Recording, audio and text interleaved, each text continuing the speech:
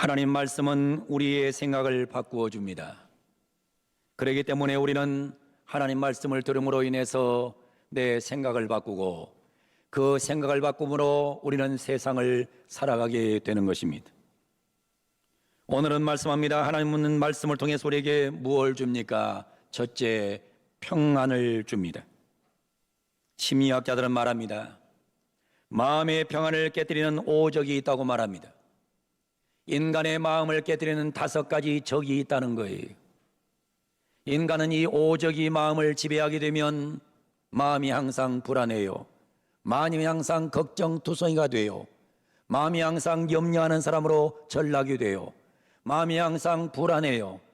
그래서 우리는 우리 마음속에는 5적을 몰아내야 됩니다. 첫 번째 적은 탐욕입니다. 인간은 탐욕을 부리면 인간은 절대로 평안하지 않습니다. 욕심을 부리는 사람치고 평안한 사람은 없는 거예요. 인간이 자꾸만 욕심을 부리면 인간은 항상 불편해져요. 불안해져요. 두려워져요. 염려가 생기는 겁니다. 그래서 인간 삶 속에 제일 큰 적은 탐욕이라는 겁니다.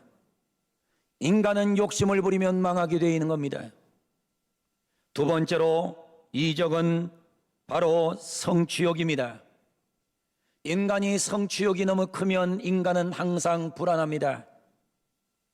성공이 너무 지향적인 사람은 절대로 행복할 수 없어요. 이 땅에 성취욕이 강한 사람치고 마음이 불안하지 않는 사람이 없는 겁니다.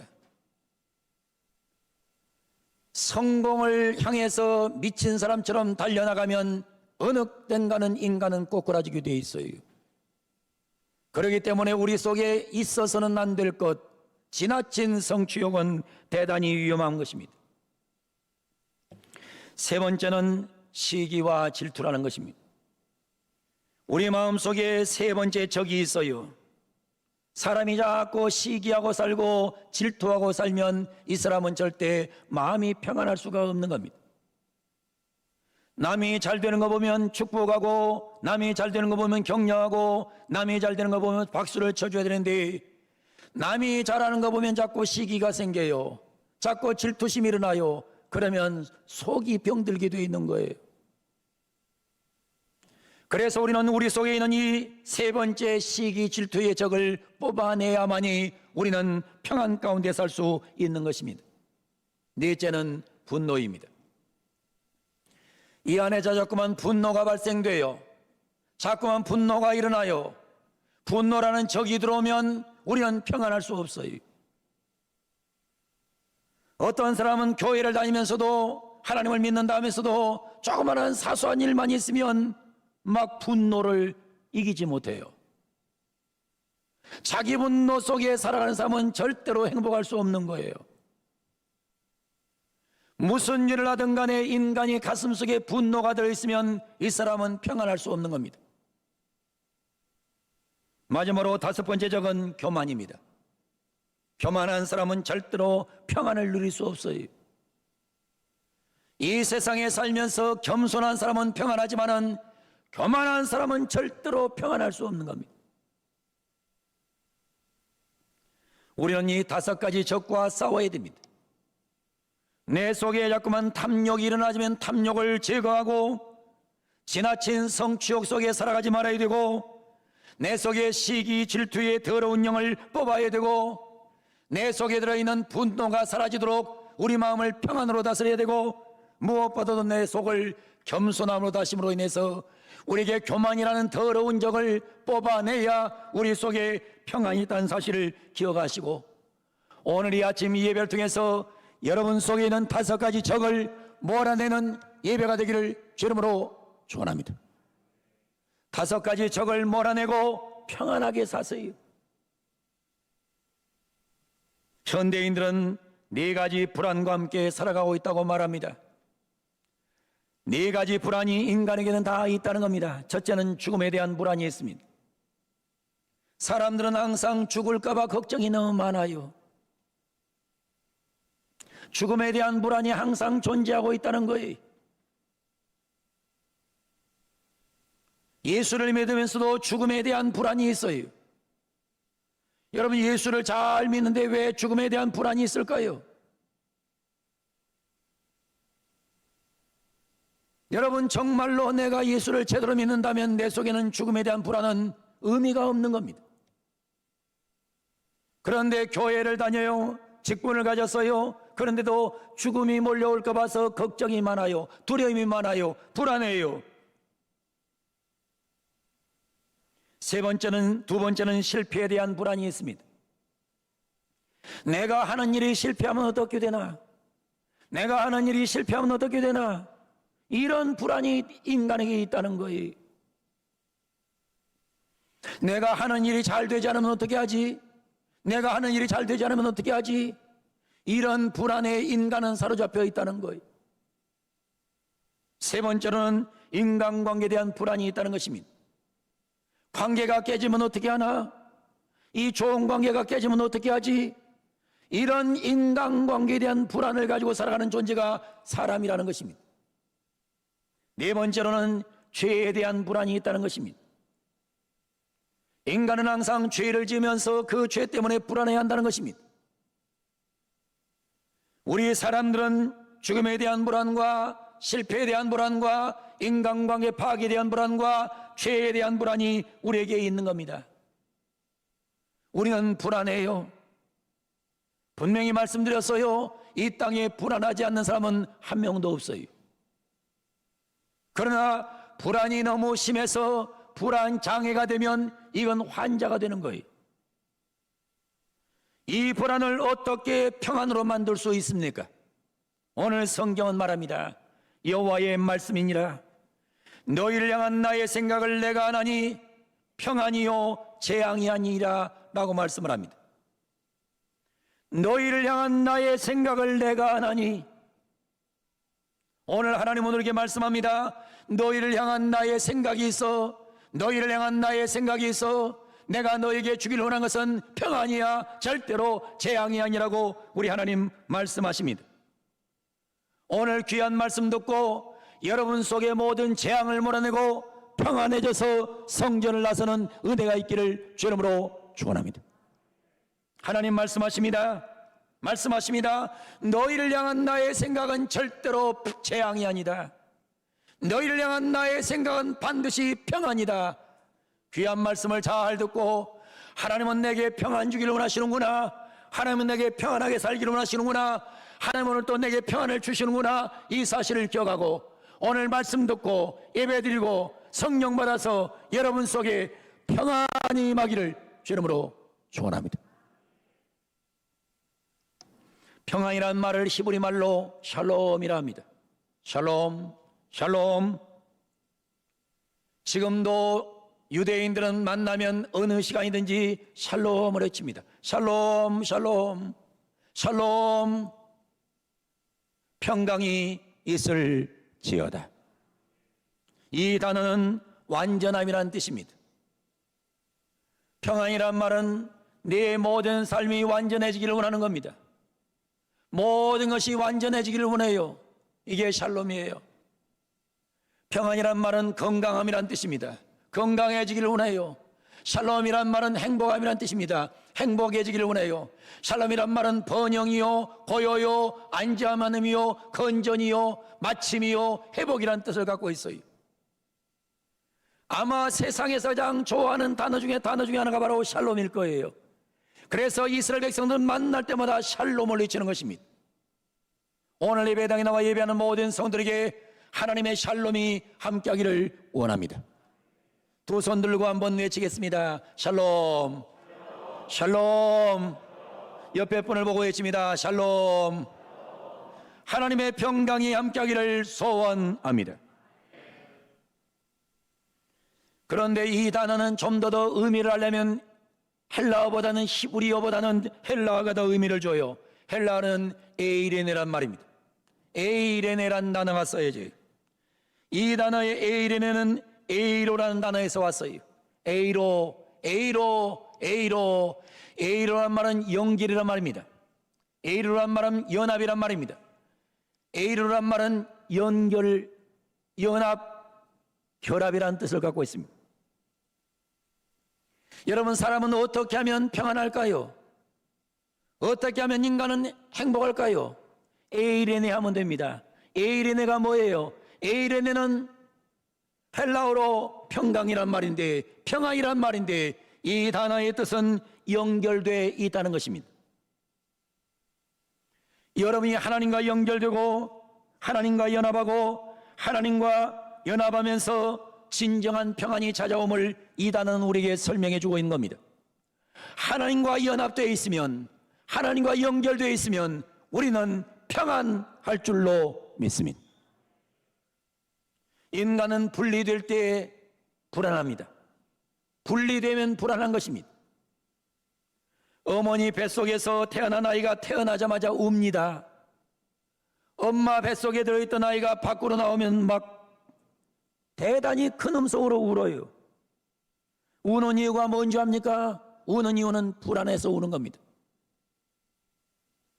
어머니 뱃속에서 탯줄로 연결되어 있던 아이가 엄마의 맥박 소리를 들으면서 10달을 지냈는데 세상에 나와서 탯줄을 잘라버리니 엄마의 맥박 소리가 들리지 않는 거예요. 엄마하고 떨어지는 것이 너무나 외로워서 우는 것이라는 겁니다.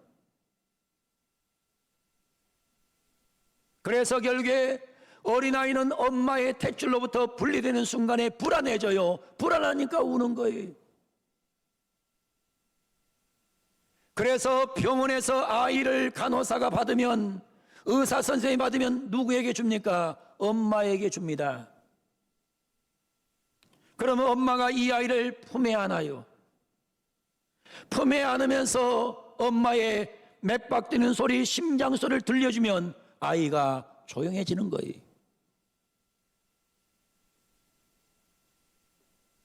불안한 아이를 진정시키려면 엄마의 맥박 소리를 들려줘야 되는 겁니다. 모유를 먹일 때에 가슴에 안고 젖을 먹이는 것은 대단히 중요한 상식으로 알려져 있는 겁니다. 여러분, 사람의 심장이 어디 있어요? 여러분, 사람 심장의 위치가 어디에 있어요? 심장의 위치는 이 왼쪽 가슴 쪽에 있어요.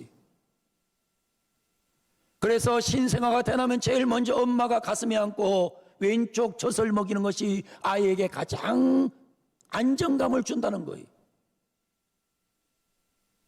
근데 아이를 낳아놓고 난데 엄마가 젖을 안 주고 우유병을 먹이니까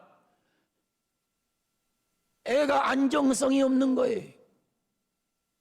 그래서 피치 못하게 우유를 먹이더라도 아이를 엄마가 품에 안고서 우유를 먹어야 아이가 불안하지 않다는 거예요.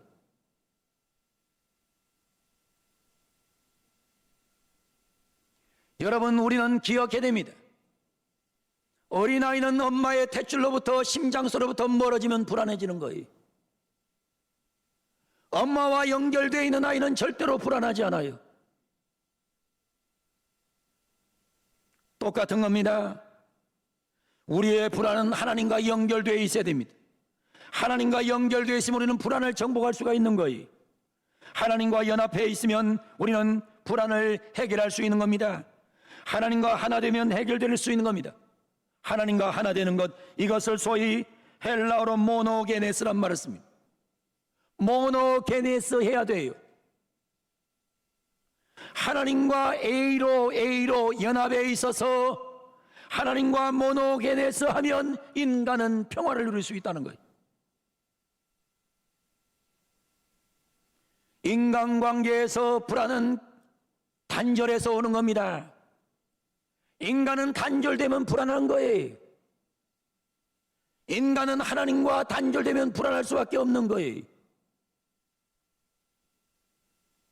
오늘 이 시간에 하나님과 연결되고 하나님과 하나로 결합되면서 여러분의 모든 불안이 떠나가는 복된 예배 되기를 주님으로 축원합니다. 우리 주 예수 그리스도는 요한복음 14장 27절에서 이런 말씀을 하셨어요. 평안을 너에게 끼쳐노니 곧 나의 평안을 너에게 주노라. 내가 너에게 주는 것은 세상에 주는 것 같지 아니하니라. 너희는 마음에 근심하지도 말고 두려워하지도 말라고 말씀하셨습니다. 오늘 이 자리에 나와 예배하는 사랑하는 성도 여러분, 주님과 연합하시기를 바랍니다. 주님과 하나 되기를 바랍니다. 그러면 불평이 사라질 줄로 믿습니다. 근심과 걱정과 두려움이 떠나갈 줄로 믿습니다. 오늘 우리 하나님 말씀하십니다. 내가 너에게 주기를 원하는 것은 절대로 저주가 아니야. 내가 너에게 주기를 원하는 것은 절대로 평안을 주기를 원한다는 사실을 기억하고 오늘 평안을 주시는 하나님과 연결되어 여러분 평안해져서 성전문 나서는 은혜가 있기를 주 이름으로 축원합니다. 우리 하나님은 오늘 또 말씀하세요. 두 번째, 미래를 준다고 말씀합니다. 우리 하나님은 미래를 줍니다. 오늘 성경이 말합니다. 여호와의 말씀이니라. 너희를 향한 나의 생각을 내가 하나니 평안이요 재앙이 아니라 너희에게 미래를 주는 것이니라. 하나님 우리에게 미래를 주기를 원하세요. 인간은 누구나 불안합니다. 이 불안을 정복하려면 불안을 적어보러 갑니다. 불안을 적어봐라. 여러분들이 불안하면 불안한 요소를 적어보라는 거예요. 내가 무엇 때문에 불안한지, 내가 무엇 때문에 불안한지 적어보라. 자꾸 어떤 사람들 막 인생을 살면서 불안해요. 이것도 불안하고 저런 것도 불안해. 근데 때로는 무엇 때문에 불안한지도 몰라. 근데 불안한 거예요. 그래서 불안을 적어보라는 거예요. 무엇 때문에 불안한지 적어보라는 거예요. 불안을 적다 보면 걱정의 40%는 절대로 일어나지도 않을 것이라는 겁니다. 불안을 적다 보면 30%는 일어나기 힘든 일, 전혀 상상도 할 수 없는 일이 30%라는 거예요. 불안을 자꾸 적다 보면 15%는 건강에 대한 불안이라는 거예요. 불안을 적어놓고 보면 10%는 사소한 것이라는 거예요. 그래서 인간의 진짜 걱정다운 걱정은 5%도 안 된다는 거예요. 적어놓고 보면 별로 불안할 일이 아닌데 그냥 괜히 불안해하는 거예요. 하나님의 말씀에 나를 연결해 놓으면 우리는 불안을 이길 수 있습니다. 하나님은 내일이 없는 것처럼 보였던 에레미야 선지자에게 말씀합니다. 여호와의 말씀이니라. 너희를 향한 나의 생각을 내가 하나니 평안이요 재앙이 아니라 너희에게 미래를 주는 것이니라. 하나님은 여러분에게 미래를 주기를 원하고 계십니다. 여러분, 미래는 내가 주장할 수 있는 거 아니에요. 미래는 하나님의 손에 붙들려 있는 겁니다. 하나님만 믿고 나가면 여러분에게 하나님께서 미래를 주시겠다고 말씀하고 있는 것입니다.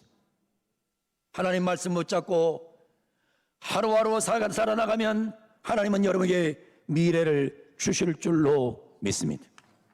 세 번째, 하나님은 말씀합니다. 희망을 줍니다. 여호와의 말씀이니라. 너희를 향한 나의 생각을 내가 하나니 평안이요 재앙이 아니요 너희에게 미래와 희망을 주는 것이라. 하나님은 우리에게 희망을 주시는 분입니다. 독일의 유명한 신학자 위르겐 몰트만은 함부르크에서 태어났습니다. 2차 세계대전 때 어린 나이에 독일군으로 입대합니다. 그런 가운데 전쟁 중 영국군의 포로가 됩니다.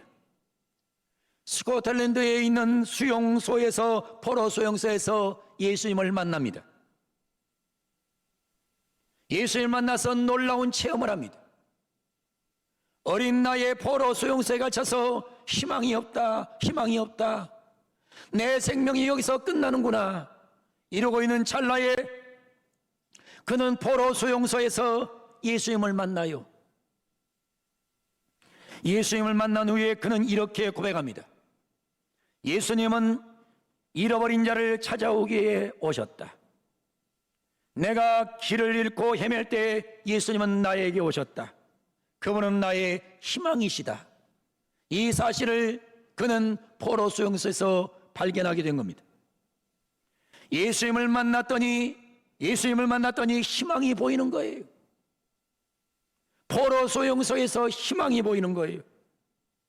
그리고는 1948년 독일로 돌아와서 독일 괴팅엔 대학교 신학교에 입학해서 공부를 합니다.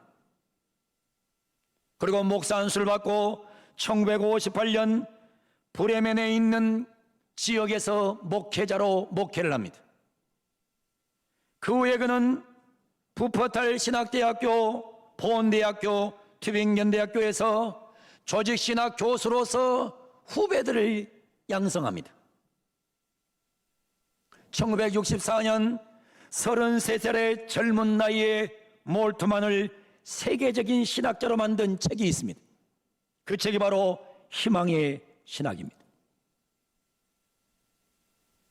위리겐 몰트만의 희망의 신학. 그는 사실은 포로 수용소에 있으면서 희망이 없었어요. 그런데 거기서 예수님을 만남으로 희망을 찾았어요. 독일 땅에 돌아와 가지고 그는 열심 있게 학업해서 목사가 되었고, 열심 있게 학업을 해서 박사학위를 받았고, 그는 그 모든 학문을 다 동원해서 제자를 양성했어요. 그런 가운데 하나님께서 그에게 놀라운 은혜를 주어서 1964년 희망의 신학이라는 엄청난 책을 쓰므로 세계적인 석학반열에 오르게 되었어요. 그 책은 바로 희망의 신학. 이 책은 세속과 신학의 종지부를 찍은 유명한 책입니다. 세속과 신학의 신학이 있었는데 여기를 종지부 찍어버리게 하는 위대한 책이 바로 이 책이에요. 1967년에 독일어로 쓰여진 이 책이 영어로 번역됩니다. 영어로 번역돼서 출간되었을 때에, 미국에 출간되었을 때에 뉴욕 타임지는 이렇게 정의를 내립니다. 하나님의 죽음의 신학은 희망의 신학 때문에 기반을 잃어버렸다고 뉴욕 타임지는 논평합니다. 1967년 이때의 미국에서는 무슨 신학이 유행했느냐? 하나님은 죽었다. 하나님은 죽었다. 그래서 죽음의 신학이 유행했어요. 그런데 이 몰트만의 희망의 신학이라는 책이 하나님의 죽음의 신학은 희망의 신학 때문에 기반을 잃어버렸다는 겁니다. 죽음의 신학을 죽여버리고 희망의 신학을 만들어낸 책이 바로 이 책이란 말입니다. 1967년에 잡지 슈페게르지는 이렇게 정의하고 있어요. 그리스도인의 창백한 피 속에 철분을 공급하였다. 그리스도인의 창백한 피 속에, 창백해서 창백한 피 속에 그리스도인들마다 희망이 사라지고 절망하고 있고 좌절하고 있고 낙망하고 있을 때에 그들은 창백해져서 빈혈증을 앓고 있을 때에 이 희망의 신학이라는 책이 철분을 공급해 주었다는 거예요. 얼마나 기가 막힌 신학자인가를 우리는 보여주고 있는 겁니다. 위리겐 몰트만은 계속해서 말하는 겁니다. 하나님은 희망의 아버지시다. 우리 하나님은 희망을 주시는 분이다.